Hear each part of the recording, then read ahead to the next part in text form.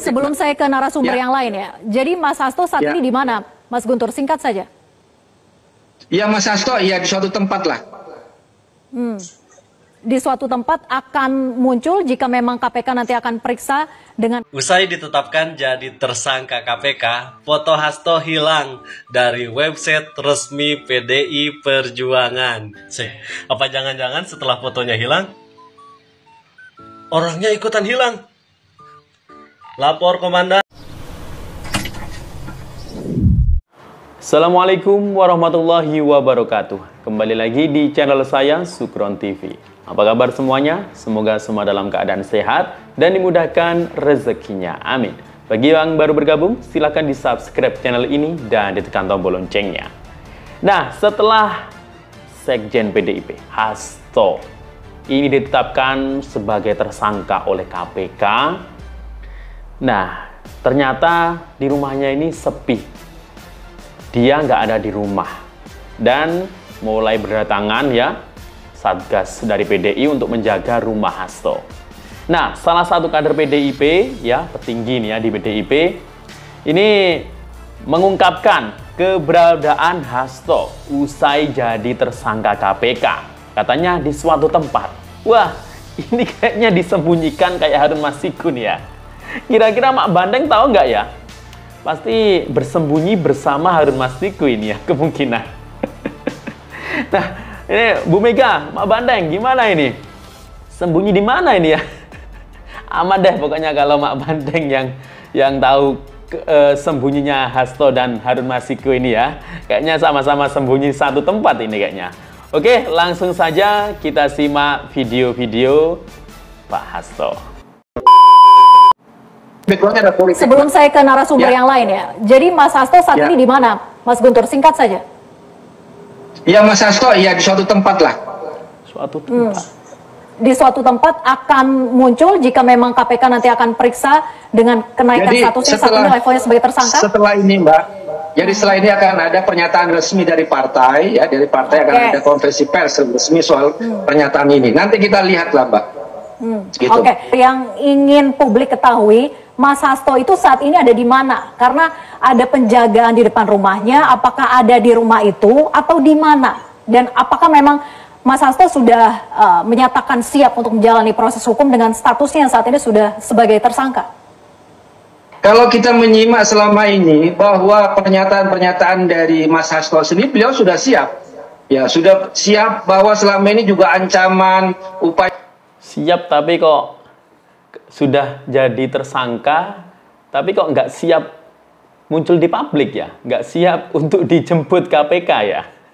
Katanya siap ya, tapi kok menghilang ini dari rumah. Sembunyi di mana kira-kira ini? Situasi kondisi di rumah Hasto, jadi Sekjen PDIP resmi ditetapkan sebagai tersangka atas kasus dugaan suap terhadap Harun Masiku yang masih buron. Kini kondisi rumah Sekjen PDIP Hasto Kristianto di perumahan Taman Villa Kartini, Kota Bekasi, Jawa Barat terlihat sepi. Tidak ada penjagaan khusus di rumah berwarna putih ini, hanya dijaga oleh petugas Satgas dari DPC PDIP seperti hari-hari biasa. Inilah kondisi rumah Sekjen PDIP Hasto Kristianto di Villa Taman Kartini di Bekasi Timur, Kota Bekasi. Pada Selasa pagi, rumah berlantai 2 ini dengan dominasi warna putih terlihat sepi. Rumah dalam kondisi tertutup rapat dan hanya terlihat satu buah mobil yang terparkir di garasi. Satu persatu petugas dari Satgas DPC PDIP datang untuk melakukan penjagaan. Menurut Ketua R.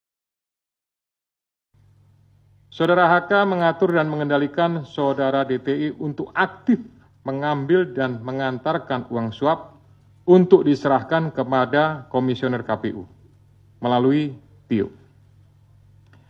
Kemudian Saudara HK bersama-sama dengan HM, kemudian Saiful Bahri dan DTI melakukan penyuapan terhadap Wahyu Setiawan, jumlahnya sama dengan penjelasan pada penanganan kasus sebelumnya. Atas perbuatan Saudara HK tersebut, KPK selanjutnya melakukan proses ekspos dan lain-lain, dan akhirnya menerbitkan surat perintah penyidikan. Jelajahi cara baru mendapat. Kenapa baru sekarang Hasto ditetapkan sebagai tersangka? Padahal kalau dari penjelasan Pak Setio tadi jelas banget keterlibatan dia sudah diketahui dari pas OTT. Kenapa baru setelah 5 tahun dia ditetapkan sebagai tersangka? Terus sebelumnya Pak, kalau menurut kami ini adalah intimidasi dari Ketua Umum PDIP Megawati Soekarno Putri yang bilang kalau Hasto ditahan atau ditangkap oleh KPK dia akan datang ke sini. Bagaimana KPK menanggapi itu dan apakah KPK melihat itu bagian dari intimidasi dari Ketua Umum PDIP tersebut?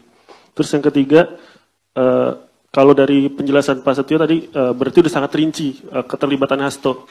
Nah, seharusnya kasus ini udah lama, kapan Hasto bakal ditahan? Karena terlihat sangat rinci gitu perkara ini. Oke, belakangnya. Ya, baik. Pertama, kenapa baru sekarang? Ya. Jadi kalau rekan-rekan melihat, gitu, kasus ini kan sejak 2019 sudah ditangani, gitu. Tapi kemudian baru sekarang. Ini karena kecukupan alat buktinya, gitu. Tadi sebagaimana sudah saya jelaskan di awal, penyidik lebih yakin, gitu. Kemudian setelah pada tahap proses pencarian DPO Harun Masiku, gitu, ada kegiatan pemanggilan, kemudian ada kegiatan pemeriksaan, ada kegiatan penyitaan terhadap barang bukti elektronik. Nah, disitulah kemudian kita mendapatkan banyak bukti dan petunjuk yang kemudian menguatkan keyakinan penyidik untuk melakukan tindakan, untuk mengambil keputusan, ya tentu melalui proses tahapan-tahapan sebagaimana yang sudah diatur di Kedeputian Penindakan, baru kemudian diputuskanlah ya terbit surat perintah penyidikan, gitu. Jadi sebetulnya alasan pertimbangan itu. Kemudian sampaikan masalah intimidasi, ya kami murni melakukan proses penegakan hukum saja, gitu ya. Saya yakin Kedeputian Penindakan sudah melakukan ini dan ini juga menurut saya bagian daripada isi dari memori serah terima yang kami terima dari pejabat lama. Jadi sebenarnya kami juga tinggal melanjutkan sajalah, kira-kira seperti itu. Terakhir tadi Mas Jalan sampaikan, penjelasan sudah sangat rinci, kemudian kapan ditahan, tentu itu nanti Pak Asep yang akan menentukan. Pimpinan juga tidak punya kewenangan untuk melakukan intervensi kepada penyidik, karena penyidik adalah independen, gitu. Silahkan nanti Pak Asep kalau mau tambahkan terkait masalah kapan ditahan, tapi pastinya ya kita melakukan proses itu sesuai dengan ketentuan yang ada. Kemudian tadi Mbak En sampaikan, apakah penetapan ini ada politisasi? Ini sama jawabannya, murni penegakan hukum, gitu. Kemudian di Kongres ada pihak-pihak yang akan mengganggu. Selama ini ya kami pimpinan sama sekali tidak ada informasi, masukan dan lain-lain terkait masalah Kongres apa segala macam. Kami hanya mendengarkan proses ekspos dan jalannya ekspos. Alhamdulillah, puji syukur kepada Tuhan, dihadiri oleh semua pimpinan, lengkap, termasuk dari kedeputian yang lain. Ya, jadi posisinya artinya kedeputian di penindakan, tapi dari direktoratnya lengkap, gitu. Ya, sehingga menurut saya keputusannya diambil secara bulat, dan itulah yang menjadi sprindik tersebut. Kemudian uang suap sebagian dari HK, ya itu dari hasil yang sudah kami dapatkan saat ini, tapi itu nanti akan menjadi bagian inti daripada materi pemeriksaan yang akan dilakukan oleh para penyidik. Kita akan lakukan, saya mengingatkan kepada para penyidik untuk melakukan proses penyidikan secara profesional. Kemudian Kan dijerat di Kementerian Internet. Yang akan dijerat ya itu saya kira nanti Pak Asep lah akan secara teknis. Kemudian tadi yang terakhir ini konvensi pers ini dilakukan, biasa kan dulu-dulu zaman saya masih di sini itu kan dilakukan pada saat bersamaan dengan penahanan. Kira-kira seperti itu ya. Nah, berdasarkan kebijakan pimpinan sekarang dalam rangka akuntabilitas dan mempertanggungjawabkan kepada seluruh masyarakat, gitu, ya segera sesaat setelah sprindik itu dibuat, gitu, kita tidak akan menunggu sampai dengan masa diumumkannya penahanan, itu nanti akan diumumkan, disampaikan, supaya juga para pihak yang terlibat sudah tahu statusnya seperti apa, karena ini sebagai bagian daripada pertanggungjawaban penyidik, pertanggungjawaban secara institusi kelembagaan KPK untuk bisa menyampaikan kepada masyarakat tentang kegiatan yang sudah dilakukan. Kami tidak ingin ini menjadi sesuatu yang ya istilahnya ada informasi yang, mohon maaf kalau saya menyampaikan istilahnya agak liar gitu ya, ini bertanya apa segala macam. Lebih baik nanti sesaat setelah itu kan bisa 1 hari, 2 hari atau mungkin 1 minggu, itu nanti tentu dari Kedeputian Penindakan yang akan menyarankan kepada juru bicara untuk pengaturan kapan dilaksanakannya. Tapi prinsipnya itu bagian daripada akuntabilitas KPK kepada masyarakat. Demikian ya. Saya di dalam ruangan yang sangat dingin hampir sekitar 4 jam dan bersama penyidik face to face itu paling lama 1,5 jam. Sisanya ditinggal kedinginan. Dan kemudian pemeriksaan saya belum masuk materi pokok perkara, sisanya ditinggal kedinginan. Aroma politisasi hukum dan kriminalisasi. Gini loh bro, jangan gampang-gampang ngomong itu politisasi hukum, kriminalisasi lah dan apa dan sebagainya. Kalau memang itu kenapa kok sampai handphonenya direndam gitu? Saya mau nanya. Kenapa itu handphonenya direndam? Emang itu kaos kaki? Setahu saya, kalau sampai direndam itu biasanya itu hal-hal yang memang kotor-kotor bro, yang sangat kotornya itu udah keterlaluan, jadi perlu direndam. Misalnya ya kaos kaki, celana dalam, kaos singlet yang udah bau banget, udah kotor, udah pakaian yang udah kotor tuh lah, itu baru direndam. Ini malah handphonenya yang direndam coba. Apa handphonenya sekotor itu? Nah, isinya apa coba handphonenya? Saya mau nanya. Ada-ada aja.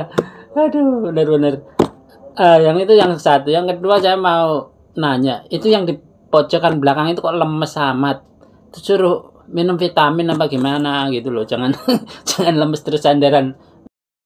PDIP ini kebiasaan koruptor dibela. Hasto udah jelas-jelas ada buktinya, dibela, dianggap kriminalisasi ini segala macam. Kemarin pas Johnny J Plate ditangkep, ya kan dia Nasdem tuh ya, dibilang ini nggak ada muatan politik sama sekali. Tapi giliran dia yang kena, dia bilang saya ini terkriminalisasi, saya ini tersakiti, saya ini sengaja jadi korban politik. Pret. Kemarin PPN 12% dia yang bikin, dia yang protes. Sekarang giliran ada nih si Hasto, ini udah jelas sekali. Katanya KPK sampai mau digeruduk gara-gara pengen belain Hasto doang. Harun Masiku aja sampai sekarang nggak tahu di mana, tangkep. Terus si Hasto ini udah jelas-jelas ya tangkep aja lah. Diproses gak ada yang dapat pembelaan hukum. Udah. Hasto jadi tersangka, PDIP pastikan kadernya taat hukum. Tenang saja, kan ada ibu.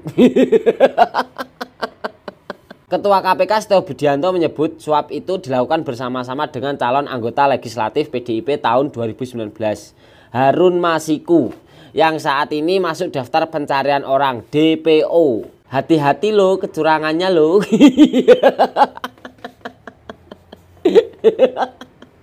Enggak sih, enggak mau berpendapat. Takut.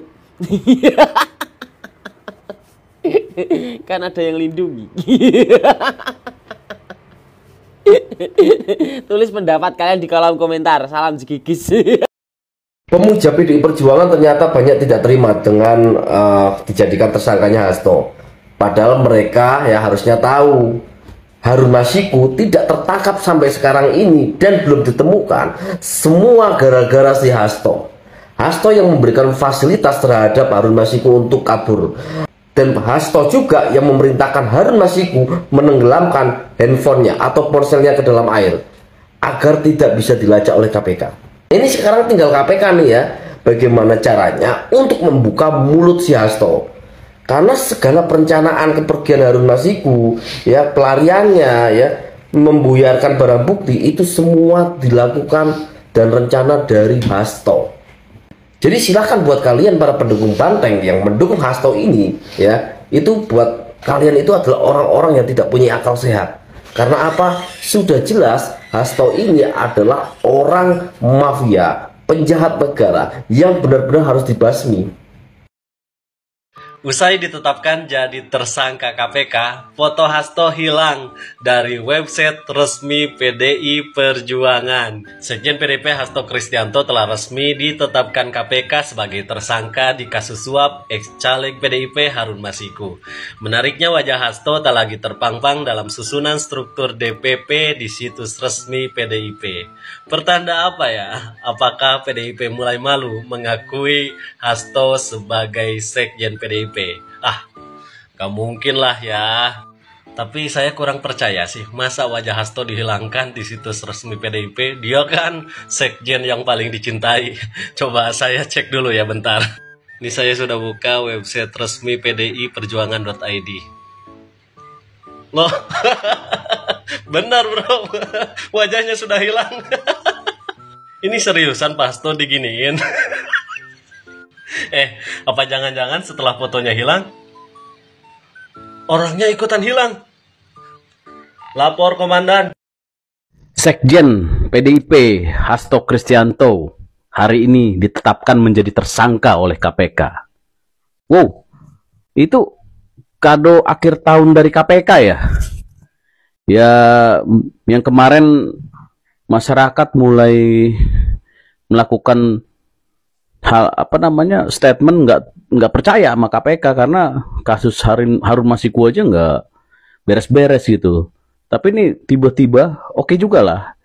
Cuma gini loh, ini pendapat saya, tanggapan saya. Ini kan pernah ya Pak Hasto ini sudah tahu hal seperti ini dan dia sudah membuat konten di Akbar Faisal ya bahwa dirinya akan ditangkap. Nah ini akhirnya kebukti ya jadi tersangka.